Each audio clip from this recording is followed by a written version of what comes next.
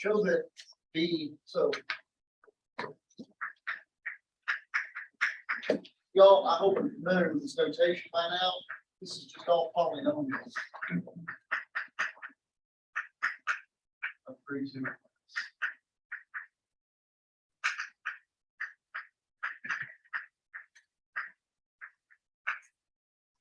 Right, okay with that? This is our friendly little vector space. Show that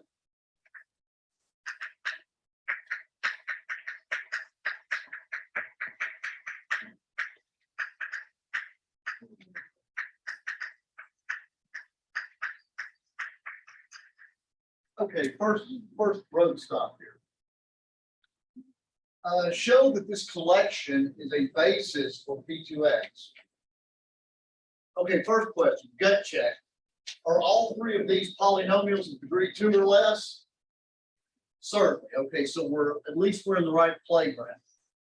Okay, what do we need for this set to be a basis? We need two things. What are they? Yes. Linearly independent and spans all of P2. Two things to check. This is a linearly independent set, and it spans all of P2X.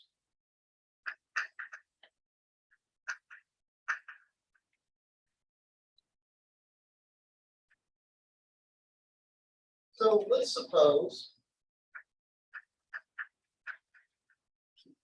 A0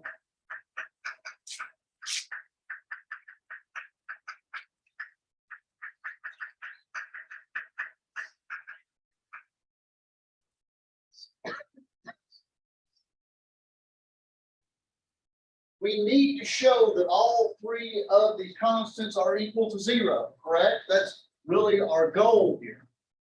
So let's do a little clever rewriting. Let's factor this all out. Multiply it all out, I guess I could say.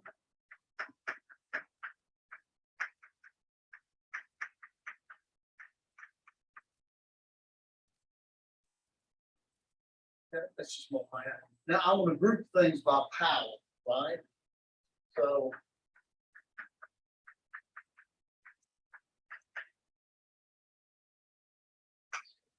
that.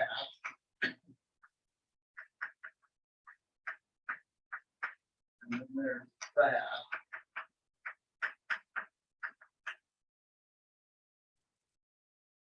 Right?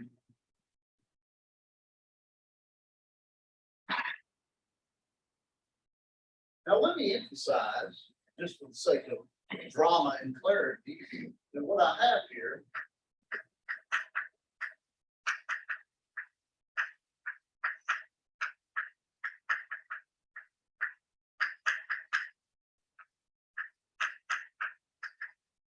what do I mean by 0? I mean the polynomial that has all coefficients 0. So let me write this out, like I said, grammatically.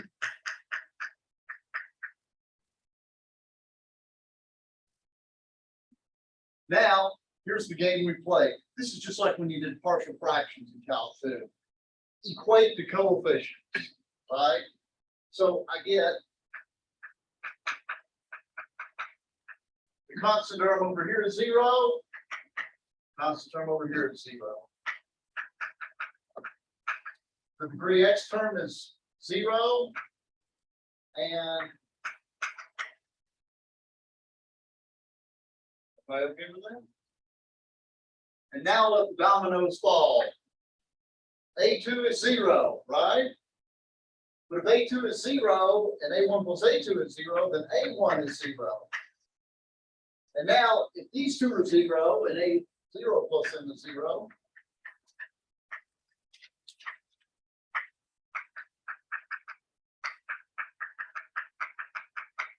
this is when you need to.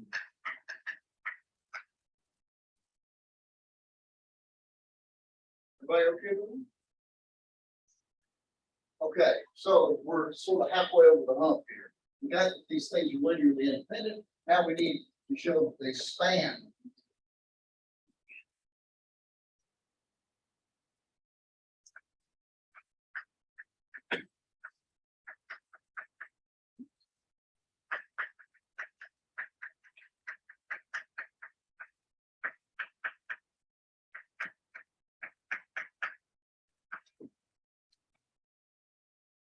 Okay. What is a typical element of P2 look like?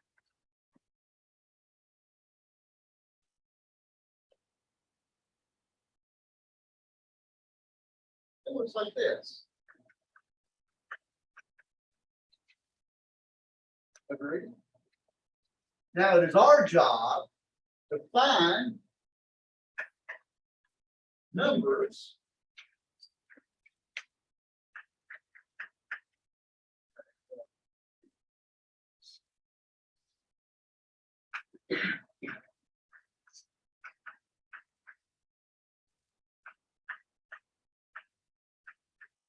let's say R, S, and T, such that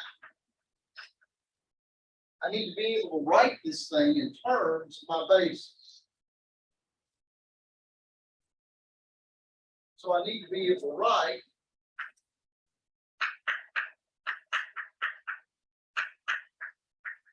as R times 1 plus S times 1 plus X plus T times 1 plus X plus X. Everybody agree with that? That is our burden. We need to find numbers R, S, and T so that I can express this thing right here as a linear combination of 1 plus X, and 1 plus X plus X. Everybody okay with that so far? This looks very much like the previous one, so let's just kind of take it apart. We're going to play match game.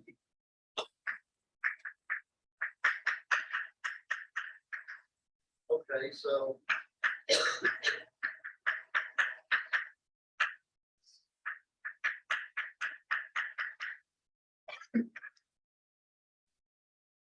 you don't see how I made that step there. It's basically the same treatment I gave it last time. I just, when I multiply this out, the constant term should be R plus S plus T. That's the constant. The X term should be SX, TX, S plus T. And there's only one way to make the X squared term, T by itself. Right, okay with them? Just play match game again, right? So the X squared term should match here. So I get T is C. Ooh, that already tells me how I need to do this. And it cascades down again. The next term tells me that F plus B is B. Right? But I know that T is C. So S is B minus C. Everybody agree with that? And now I know what T and S are. I bet I can get the last one. The last bit is R plus S plus T is equal to X. This means that R is equal to A minus S minus T. And minus S is C minus B. And minus T is minus C. So it's the C's cancel and then A minus B. And again, you can check this. Because if we've done it right, and you can see what count. If we've done it right, it should work out. So if you look at R, A minus B, and S turned out to be B minus C.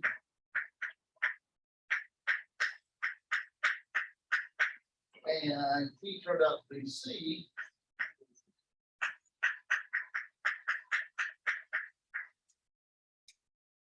Then if you multiply this out, you get A minus B plus B minus C plus B minus C X plus C plus CX plus CX.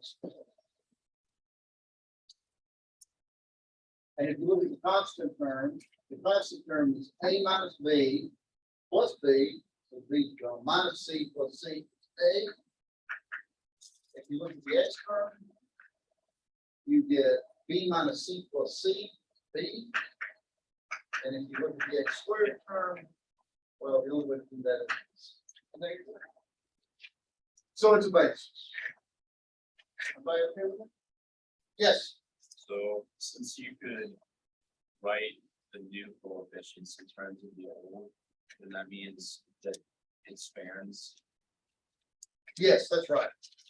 So this last bit, we're solving for R and S and T, that's showing that it spans each of the things. That those 1 and 1 plus X and 1 plus X squared all span. Everybody okay with that? Okay, and I think I'm gonna use this part again in the next part of the quiz, because the next one says, it says for the linear transformation T,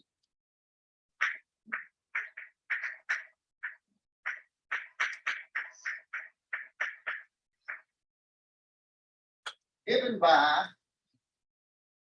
T of P of X,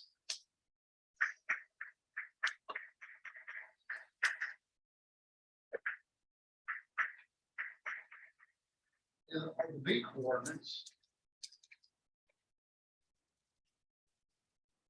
Find the general formula. So it's just basically asking, how do you write down a formula for executing this linear transformation? So look at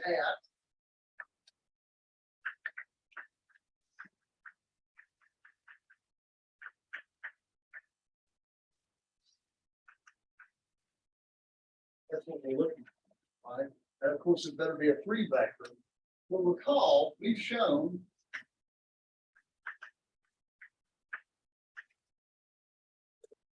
that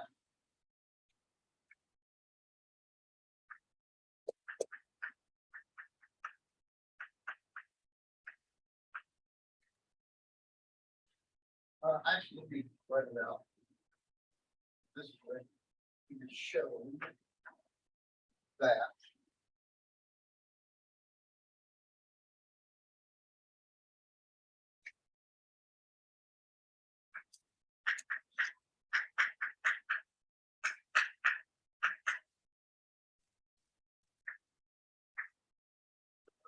let's see.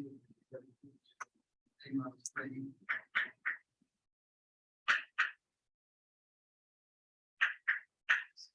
Plus B minus C of 1 plus X plus C 1 plus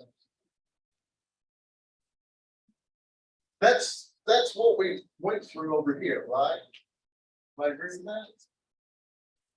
And these are the coordinates in terms of the basis, right? You multiply A minus B times the first basis element, which is 1, plus B minus C times the second basis element, which is 1 plus X, and C times the third basis element. So this thing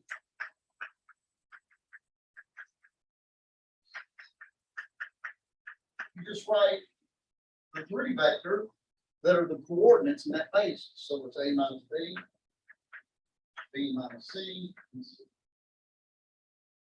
There you go. That's it. Any questions on that? Questions?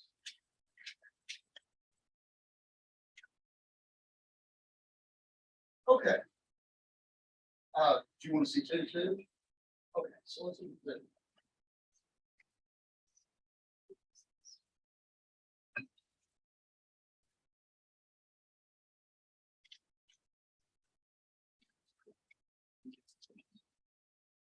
So,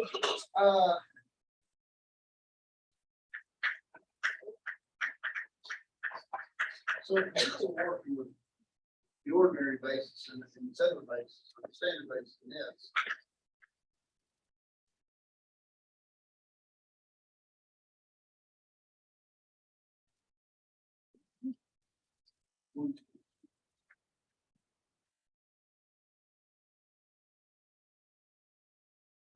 Part A, find the matrix. I think this is an easier one. Find the matrix that converts B coordinates to standard coordinates.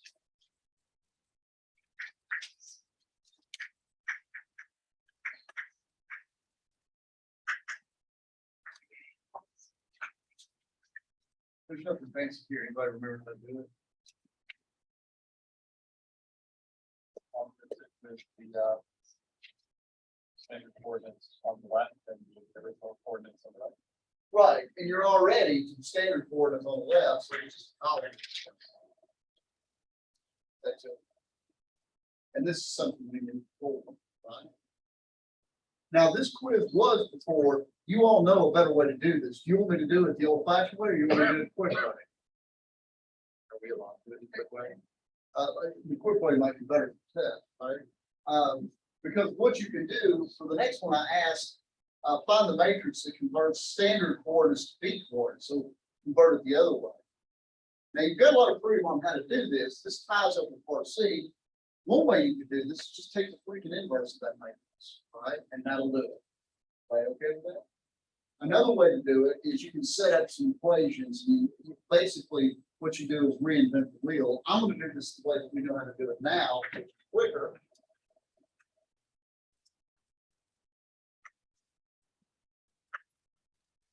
So the computation that I would do for this one.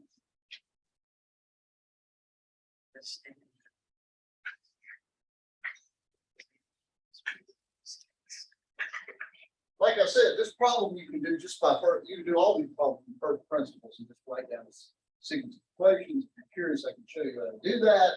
If you stumble with that a little bit, but we'll do this quick way here. Standard is this.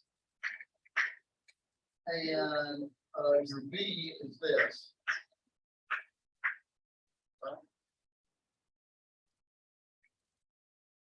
And the algorithm we go through is we're going to turn the left side into the identity and the right side will be the conversion. Somebody explain to me why what we're going to end up with is the inverse to the matrix on the left. Yeah. Process for finding the inverse. This is exactly the same process that we use for finding an inverse. So this process, because we're in the standard basis, will just barf out the inverse matrix. Let's see what happens. I guess the first thing I'll do is multiply that top row by -2 and that bottom.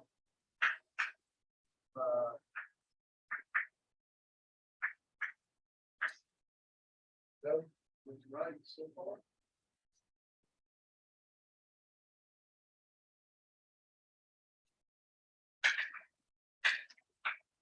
Okay. Multiply the bottom row by -2. And, or I'm sorry, multiply the bottom row by 2 and then the top. Times 2 is -2. And finally, I guess all we got to do is switch the sign of that bottom row.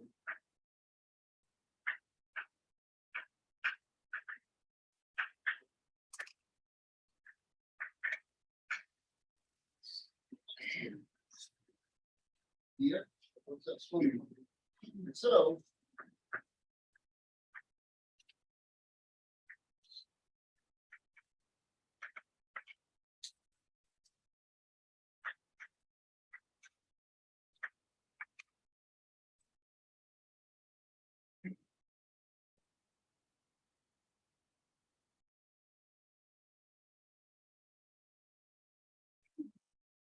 And this is the inverse. Any questions on that?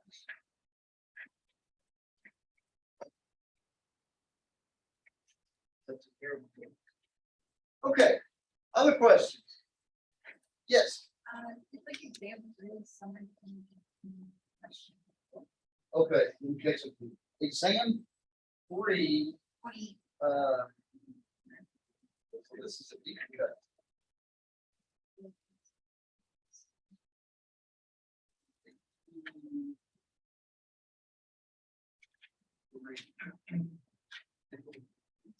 Which question is 4?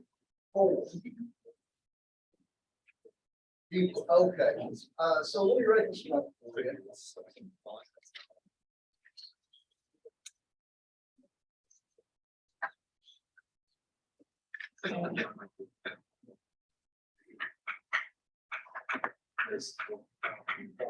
So his lessons with Paul. Okay,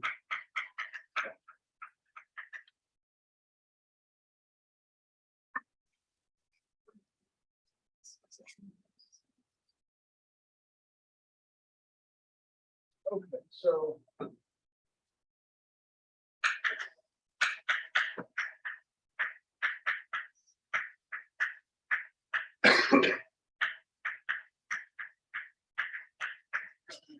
A, B, and C is greater than 0 times volume.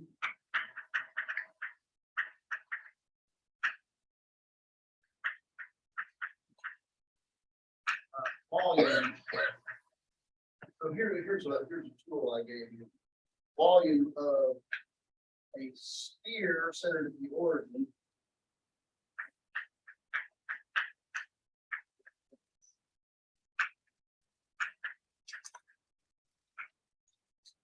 Well, final sphere of radius r.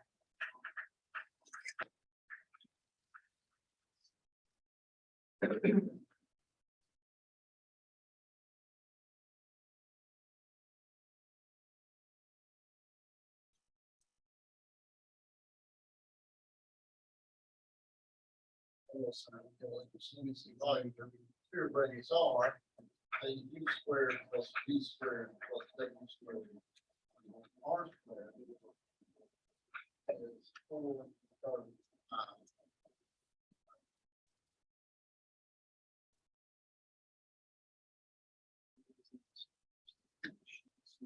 By the way, how many of you knew that equation for volume of the sphere is 435? You will encounter that at some point in the text already. Okay. I wrote these both equations down because it might sort of help us out a little bit.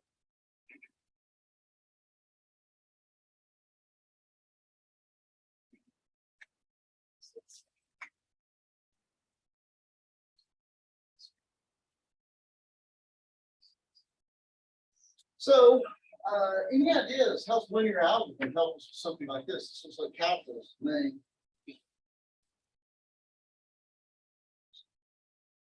Any idea?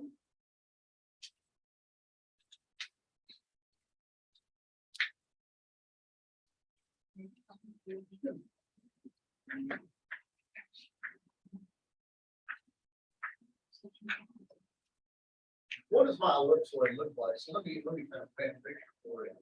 An ellipse itself probably looks something like this. Right? And then imagine another axis, so it could be shaped like a pill or something like that.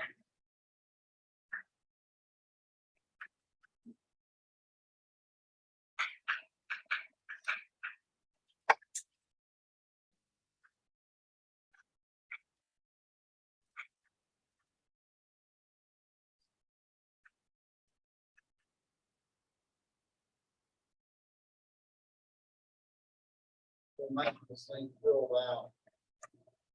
An ellipsoid. So it's like a sphere with somebody. It's like God took a sphere and stretched it a little bit along the axis. But again, how are we going to use linear algebra up and down here? Yes. Do something with the determinant. Okay, that's right. So consider the linear transformation.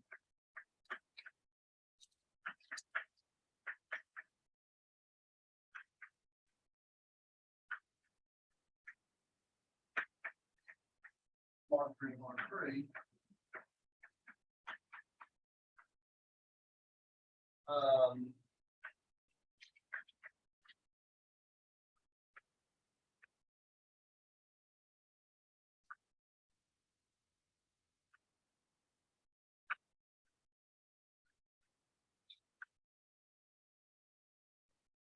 So my input vector is x, y, z.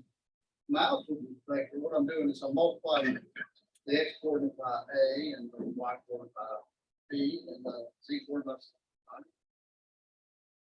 c. What does this do?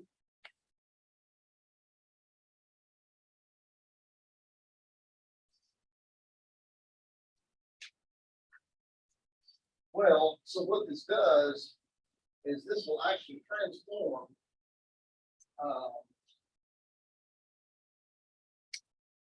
Well, and I'm gonna call it these UVW.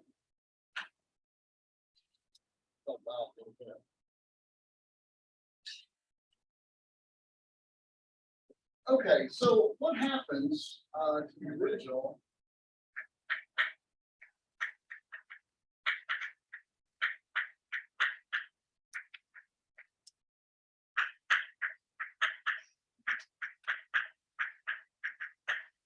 By the way, given the equation of sphere that I gave you before, what's the radius of the sphere? 1.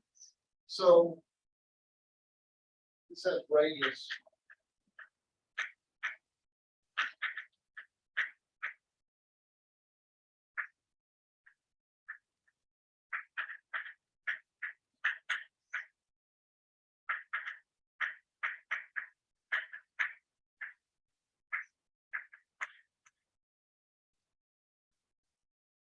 The volume of the sphere of radius 1 is 4.5. What does this transformation do?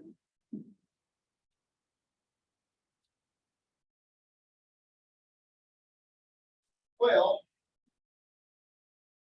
if I call my transformation T.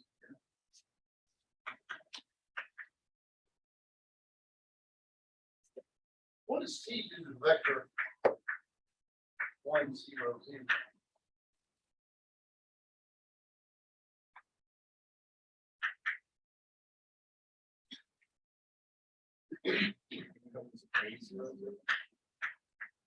Somebody agree with that? So it stretches along the x-axis out to A. So if you start with 1 and -1 as your points along the equator, it's not stretched out to A and -A. It does a similar thing the other points. Only stretches in different amounts.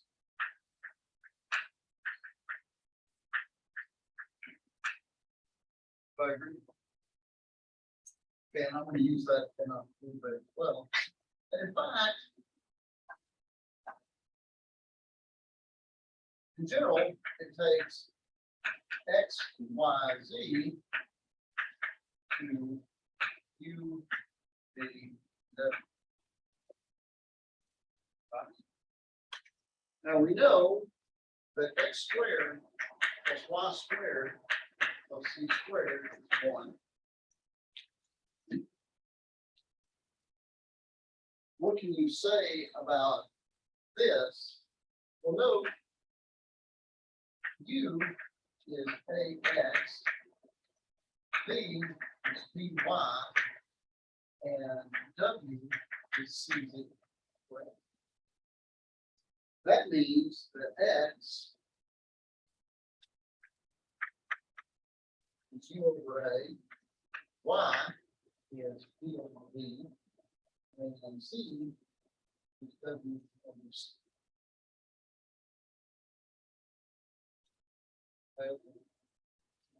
Notice that this equation with these values plugged in becomes U over A squared plus D over D squared plus W over C squared.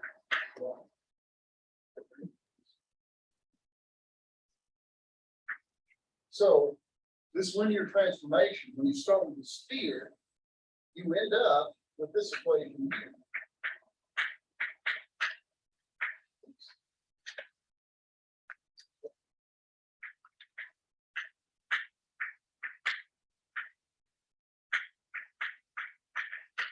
You end up with this next one.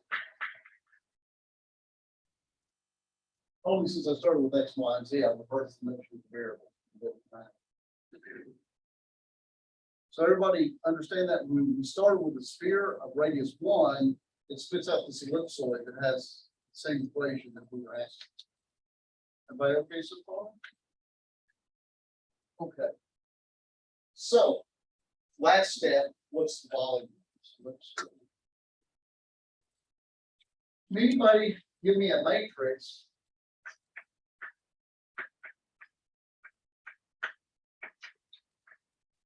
You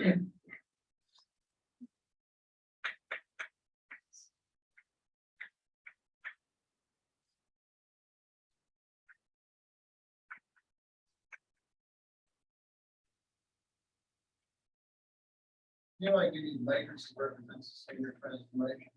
Could be a 3x3 matrix. It's actually fairly simple. Yes, There's the A and then B and C along the diagram. correct.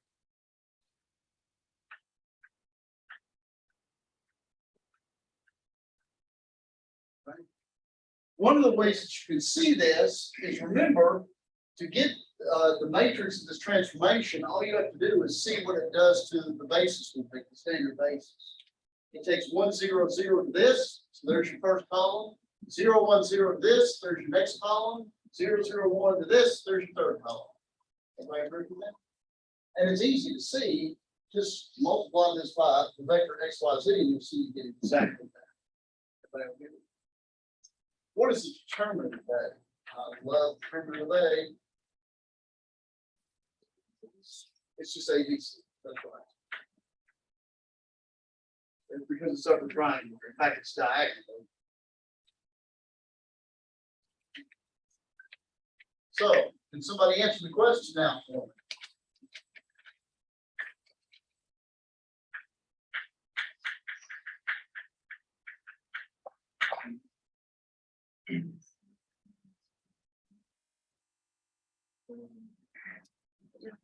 The ABC times square root of 3 plus 5. Good. Volume of ellipsoid is the volume of the sphere that it comes from, times the determinant of the matrix. Stretched it out. And the volume of the sphere it came from was just the radius one sphere. The determinant of ABC. By the way, this is very important, engineering, computer science, math, all this sort of thing. And even, so now I've got this formula. Oh, look at me, I'm so proud of myself, I've got a formula. Can somebody tell me what a gut check might be? Why does this formula make sense? Yeah. Well, the only thing I can think of is the area of the ellipse, like a 2D ellipsoid is pi p. So it kind of makes sense that each of the radiuses for the radii are multiplied by each other. Right, right. And that's actually pretty clever too. But you happen to know what that is. I can think of something simpler because I'm a very simple creature, right? What happens in the very special case that A and B and C are all equal? What does my ellipsoid look like? It's a sphere. So if A, B, and C are all equal.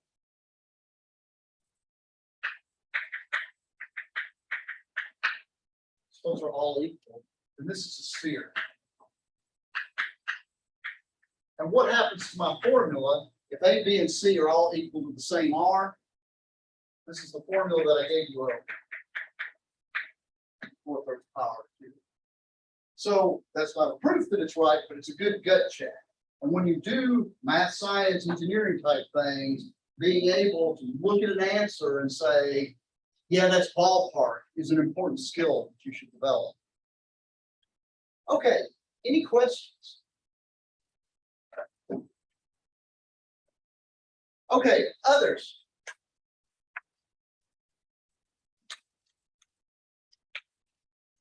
Yes, sir. From exam 2, question 5, let V be the vector space. Exam 2, Question 5, what year, 2021? yes, Okay. Let me see here. fall 2021. 5. So, question says, but V be a vector space consisting of n by n matrices with real entries. We say the trace of A is the sum of the diagonal elements. Show that S, the collection of all n by n matrices with trace 0, is a subspace of V.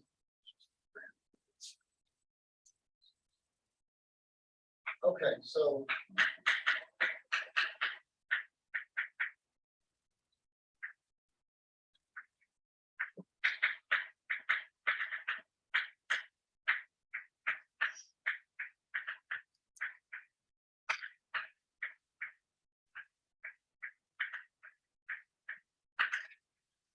that trace of A.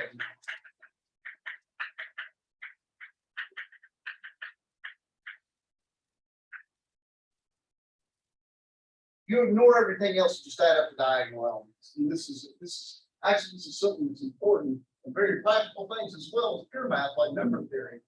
Trace is important. Now, it says let W equal the set of matrices, n by n matrices, such that the trace of A is equal to 0. This is a subspace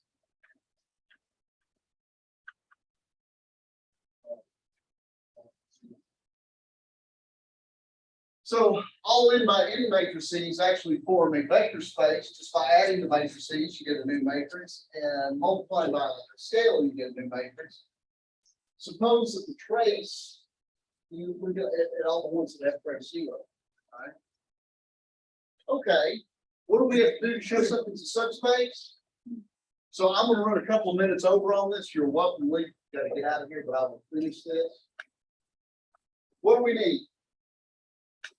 Stick the table, so. We need the 0 matrices in there, right? Because that's 0. 0 vector in this case is matrix consisting of all zeros. What's the trace of this matrix? 0. So big smile. Got that. We also need the sum of two matrices with trace 0 still be in there.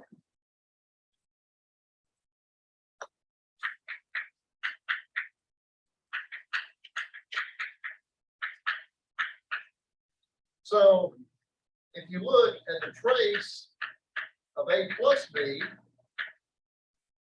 well, the trace A is the sum of the diagonal entries.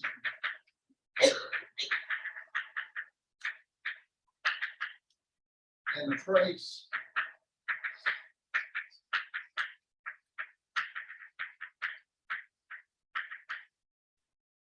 suppose you have two matrices that have this trace. If you look at A plus B, it is this matrix.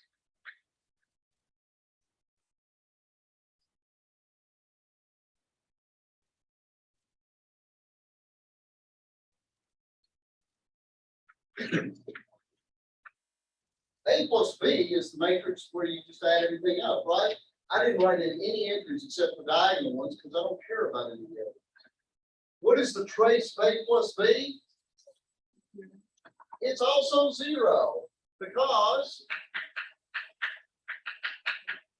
this is A11 plus B11 plus A22 plus B22 plus ANN plus BNN. And when you add them up, you get 0 plus 0 and 0. And the final thing you need is a scalar multiple, 0. But if you have trace of A equals 0,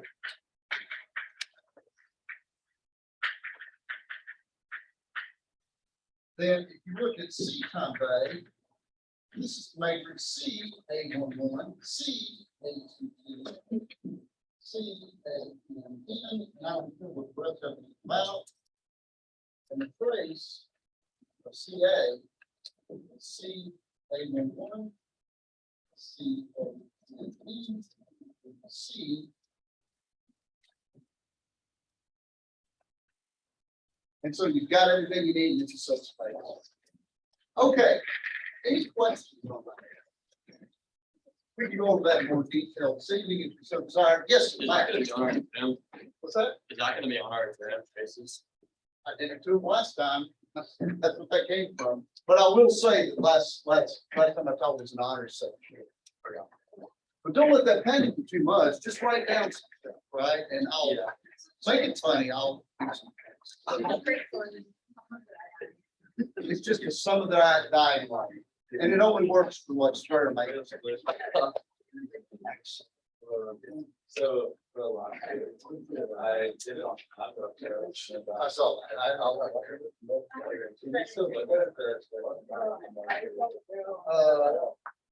Yeah, I can, no. I saw what happened, and I've got you. Okay. Yeah.